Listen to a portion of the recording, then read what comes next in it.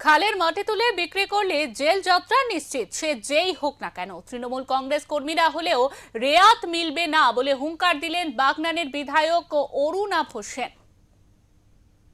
শনিবার বাগনান 2 নম্বর ব্লকের সন্তোষপুর হাজরাপাড়া থেকে দামোদর নদ পর্যন্ত দীর্ঘ 4 কিলোমিটার খালের পুনঃসংস্কারের উদ্বোধনী অনুষ্ঠানে এসে বিধায়ক পরিষ্কার জানিয়ে দেন, খালের মাটি তুলে বিক্রি করলে জেল যাত্রা নিশ্চিত। পাশাপাশি খালগুলিকে পরিষ্কার রাখার দায়িত্ব যে এলাকা বাসিন্দাদের, সেটাও পরিষ্কার করে দেন। এর মধ্যে ধরা আছে যে মাটি কোনো জায়গায় বিক্রি হবে না বা মাটি কাউকে দেয়া হবে না, মাটিটা এনভায়রনমেন্ট নির্মাণ করার জন্যই কাজে লাগবে। ফলে মাটি যেন কেউ তুলে নিয়ে না যায়, মাটি যেন চুরি না হয়, এই ব্যাপারে আপনারা তৎপর থাকবেন।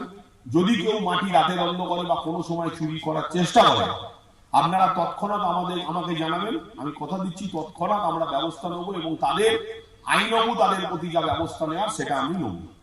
উল্লেখ্য, খাল সংস্কার করায় কয়েকশো কৃষক যারা ধান, ফুল ও সবজি চাষের উপর নির্ভরশীল তারা উপকৃত হবেন।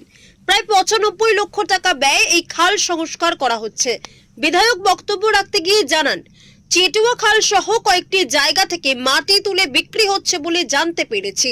যত বড়ই নেতা হোক না কেন ব্যবস্থা নেব, তৃণমূল কর্মী হলেও নেব। খালের মাটি শুধু 2 পার তৈরি ও স্থানীয় রাস্তা সংস্কারের কাজে ব্যবহার হবে।